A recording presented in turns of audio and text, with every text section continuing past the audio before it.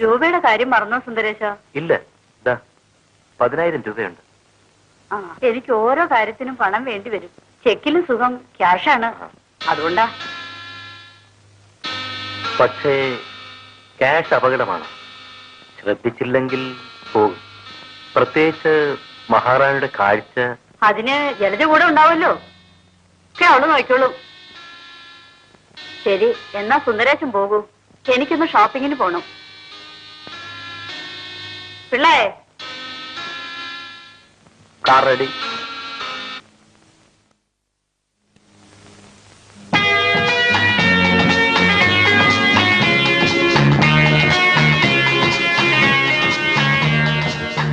ചേട്ടനെ കണ്ട് നന്ദി പറയണമെന്ന് ഞാൻ വിചാരിച്ചിരുന്നതാ.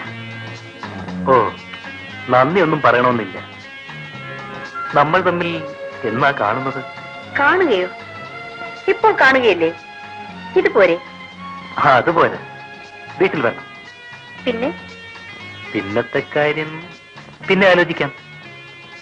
എന്നാണ് വരിക? ഇവിടെ നിറയെ ജോലിയല്ലേ, സമയം എവിടെ? ജലജ വിചാരിച്ചാൽ സമയമുണ്ടാക്കാൻ കഴിയും. ഞാൻ ഫോൺ ചെയ്യാം, തമ്പുരാട്ടി കാത്തിരിക്കുന്നു.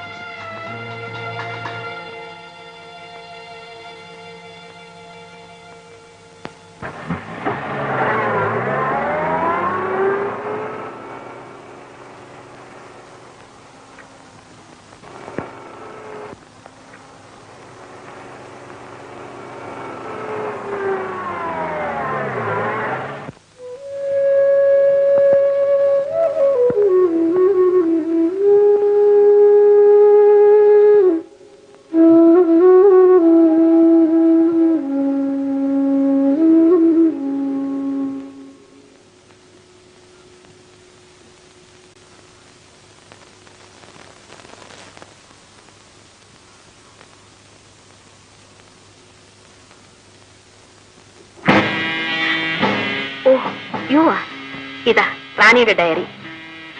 വലിയ കാര്യങ്ങൾ ഡയറിയിൽ എഴുതി വെച്ചിട്ടുണ്ട്. അതാണ് ഞാൻ ഡയറി എടുക്കാൻ പറഞ്ഞത്. നോക്കട്ടെ.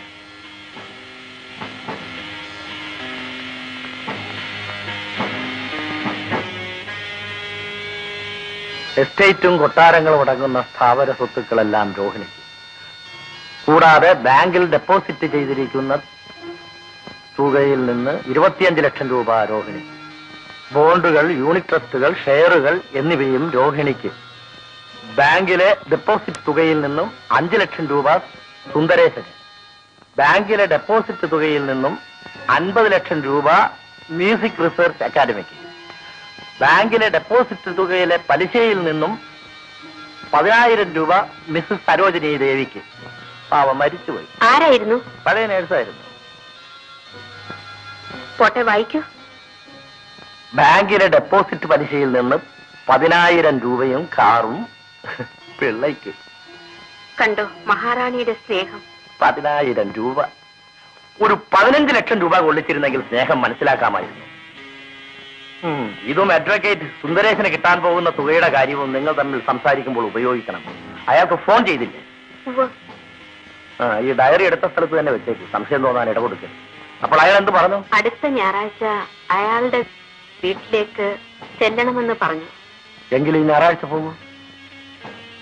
സുന്ദരേശൻ സുമുഖനാണ്, സ്ത്രീകളെ വശത്താക്കാൻ മിടുക്കനാണ്. ജലജ വീഴാണ്ട് സൂക്ഷിക്കണം. അങ്ങനെ ഒരു പുരുഷനും എന്നെ വീഴ്ത്താൻ ഒക്കില്ല. പിന്നെ വിക്രമൻ 2 പ്രാവശ്യം ഫോൺ ചെയ്തു. അപകടമല്ലേ അത്? അതെ, അപകടമാണ്. പക്ഷെ അവനെ പിണക്കാൻ ഒക്കുകയില്ല. അവരില്ലാതെ നമ്മുടെ പദ്ധതി നടപ്പാകില്ല. ഒരു കാര്യം കൂടെ സൂക്ഷിക്കണം. അവൻ മറ്റേതെങ്കിലും പെണ്ണുങ്ങളുമായി അടുപ്പമാകാതെ നോക്കേണ്ടിയിരിക്കുന്നു. അത് ജലജയുടെ ചുമതലയാണ്. ഞായറാഴ്ച സിനിമയ്ക്കെന്നോ മറ്റോ പറഞ്ഞ് പുറത്തു പോകാം. പക്ഷേ വിക്രമന് ആഴ്ചയിൽ 2 പ്രാവശ്യമെങ്കിലും ഞാൻ വേണ്ടിവരും. രാത്രി റാണിയും രോഹിണി തമ്പുരാട്ടി ഉറങ്ങിയ ശേഷം പോകരുത്. അവർ ഉണർന്ന് എന്നെ അന്വേഷിച്ചാൽ? പോകുന്ന ദിവസങ്ങളിൽ ഓരോ ഉറക്കവിളികൾക്ക് എന്തെങ്കിലും ചെയ്യാൻ സാധിക്കില്ല. നേഴ്സാണെന്ന കള്ള സർട്ടിഫിക്കറ്റ് ഞാൻ ഉണ്ടാക്കി തന്നത് വെറുതെയാണോ? പിന്നെയും പ്രശ്നമുണ്ട്. ഗേറ്റിൽ രാപകൽ കാവലില്ലേ? മതിൽക്കെട്ടിന്റെ പിന്നിൽ വലതുവശത്തായി ഒരു ചെറിയ വാതിലുണ്ട്. കുറെ കാലമായി ആരും ഉപയോഗിക്കാതെ പൂട്ടിയിട്ടിരിക്കുകയാണ്. അതിന്റെ താഴിനെ ഞാനൊരു താക്കോൽ ഉണ്ടാക്കിയിട്ടുണ്ട്. ഇതാ.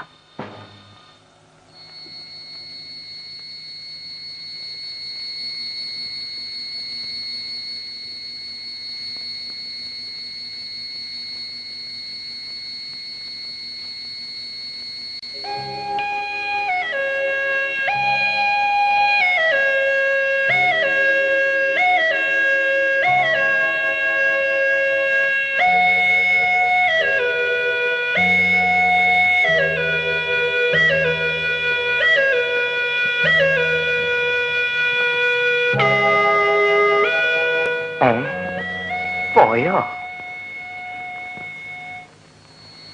അല്ല, കുളിക്കാണോ? എന്തിനാ ഇപ്പൊ തന്നെ കുളിക്കണേ? ഇപ്പഴേ അങ്ങോട്ട് പോവാണോ? അതെ, പോണം. വിക്രമൻ ഉറങ്ങിക്കോളൂ. ഈ രാത്രി മുഴുവനും ഞാനിവിടെ ഒറ്റയ്ക്ക് കഴിയണ്ടേ? ഇതെല്ലാം നമ്മുടെ നന്മയ്ക്ക് വേണ്ടിയല്ലേ? ഒരു കാര്യം ഞാനിങ്ങോട്ട് പറയാം, കേട്ടോളൂ. ജലജയ്ക്ക് പണം വേണം. അമ്മായിയുടെ കൊട്ടാരവും കാറും കീറും പണവും ഒക്കെ വേണം. എനിക്ക് അതൊന്നും വേണമെന്നില്ല. എനിക്ക് ജലജയെ മാത്രം മതി. എന്താ കാരണം എന്നറിയോ? എനിക്ക് സ്നേഹമുണ്ട്, അതുകൊണ്ടാണ്.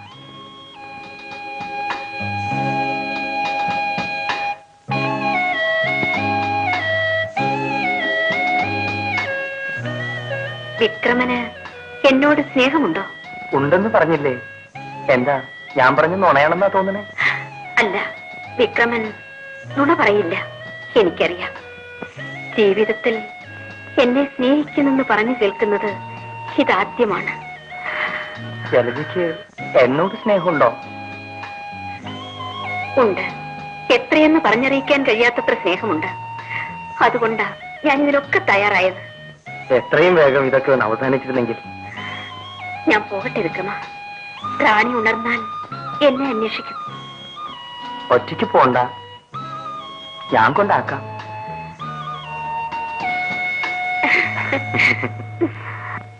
Is it mister Sundaresan? ആ, ഞാനാണ് ജലജ. ഇന്ന് വൈകുന്നേരം ഞാൻ ചേട്ടന്റെ വീട്ടിലെത്തും. കാത്തിരിക്കണം. ആ, ശരി ശരി.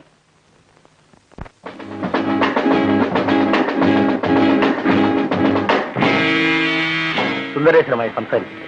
സംസാരിച്ചു. പദ്ധതി എങ്ങനെയാണ്? ഞങ്ങൾ ബെഡ്റൂമിൽ ആയിരിക്കും. അപ്പുറം മതിൽ, അതിനപ്പുറം മൈതാനം. ഇതാണ് സാധനം. ഇതിനകത്ത് മൈക്രോഫോണാണ്. എവിടെയും ഒട്ടിപ്പിടിക്കും. കട്ടിലിന്റെ തലയ്ക്കിലെ പാളിയിലായാൽ കൂടുതൽ നന്നായിരിക്കും. എല്ലാം അവസാനിച്ചാൽ ഞാൻ 2 പ്രാവശ്യം ഹോണടിക്കും.